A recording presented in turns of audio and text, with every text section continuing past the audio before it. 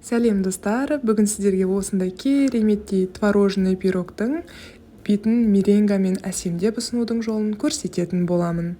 Барлық ингредиенттер төменде көрсетілген.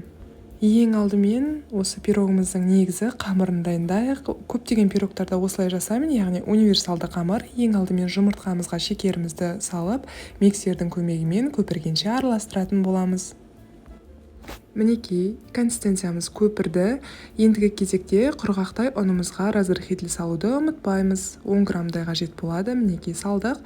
Содан кейін қоспамызға бөлме температурасындағы жақсы сапалы майымызды саламыз және үстіне керекті мөлшердегі ұнымызды салып жіберіп, қолдың көмегімен жұп-жұмсақ қамыр илейтін боламыз. Достар, егерде сіздің майыңыз қатты жұмсарып кететін болса, ол кезде бір жарты сағат, яғни 30 минуттай көлемде холодильникке салып алыңыз, себебі оқтаумен жаю барысында ыңғайлы болады. Мен сәл салқындай қылып илегендіктен қамырымыз сәл жақсы өз формасын жақсы сақтауда, мен бар жоғы 10 минуттай холодильникке салып алатын боламын. Енді осы 10 минутты пайдаланып, салмасын дайындап алайық. Ол үшін бізге осындай сүзбе қажет болады. Егерде сіздің сүзбеңіз ылғалды болса, ұн қосуды ұмытпаңыз. Оның үстіне осылайша қаймағымызды саламыз және жұмыртқаның 3 сарыуызын және белгілі мөлшерде шекерімізді салып, барлығын блендердің көмегімен араластырамыз. Яғни бұл жерде миксер қажет емес, достар. Именно блендермен қатты езгілеп, жақсы біркелкі консистенцияға келуі міндетті түрде. Достар, жұмыртқадан қалған ақуызды лақтырып тастап жүрмеңіздер, ол меренге жасауға қажет болады. Мінекей біркелкі салмасын біркелкі консистенцияға келтіріп алдық. Енді салқындатылған қамырымызды холодильниктен алып, формаға жаятын боламыз. Тақтайға жабысып қалмас үшін сәл ұн себелеп жайсаңыз болады, сол кезде өте ыңғайлы болады. Мендегі форма диаметрі 26 сантиметрлік, ешқандай пергамент қағазды жаюды қажет етпейтін форма болып табылады. Осылайша оқтаудың көмегімен сол формаға келетіндей көлемде жайып аламын. Мінекей, қарасаңыздар, дәл келеді, яғни жеткілікті болған секілді. Енді ыңғайлы болу үшін осылайша оқтауға орап алып, формамыздың үстіне жаятын боламыз. Содан кейін қолдың көмегімен барлық жеріне төмен түсіріңкіреп, видеода көрсетілгенде орналастырамыз барлық жеріне. Содан кейін артық жерін оқтаудың көмегімен осылайша үстінен жүргізіп шықсаңыз, артық жерінің бәрі түсіп қалады. Осы остатоктен қасына печенье жасап жіберсеңіз де болады, өте дәмді болып шығады. Мен көбіне солай жасаймын. Мінекей, формамызға қамырымызды орналастырдық. Енді ішіне салмамызды салып, қызып тұрған 170 градустағы пешімізге бар жоғы 25-30 минутқа салып алатын боламыз.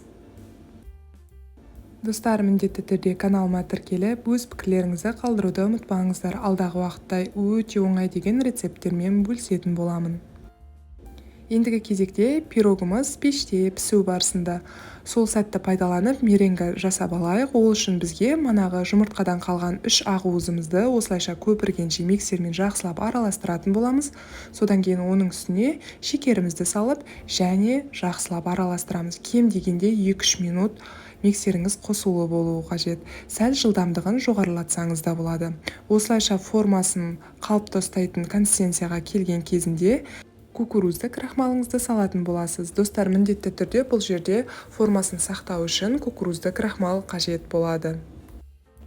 Мінекей, осылайша тоқтатпай миксердің көмегімен жақсылап араластырып, бір қалыпты консистенцияға келтіріп аламыз. Егерде сіздің ақуызыңыз салқын болатын болса, жақсы консистенция, өз формасын ұстайтын консистенция шығатын болады. Осылайша кондитерлік мешогымызға салып алып, басына әдемі насадкаңызды орналастырып, дайын болған пирогыңыздың үстіне осылайша жақсылап әдемілеп орналастырып шығасыз. Осы сәтте пешіңізді сөндірмеңіз. Осылайша барлығын орналастырып әдемілеп болғаннан кейін бар жоғы 7-8 минутқа салып алсаңыз, меренгаңыз сәл сарғыштанып, әдемі түске енеді. Болғаны осақ, сол кезде сіздің пирогыңыз дайын болады. Мінекей, 7 минуттан кейін менің меренгам осынша әдемі түске енді. Сол кезде пешімнен алдым, сәл салқындатып формасынан да алып үлгердім, көріп тұрғандарыңыздай.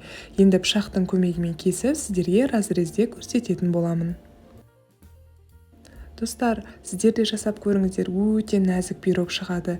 Кесілгенде де сондай жұмсақ, ал дәмін айтсаңызшы, тіл үйреді. Жасалу жолы да оңай, дәмі де керемет. Видеомды соңына дейін көргеніңізге алғысымды айтамын.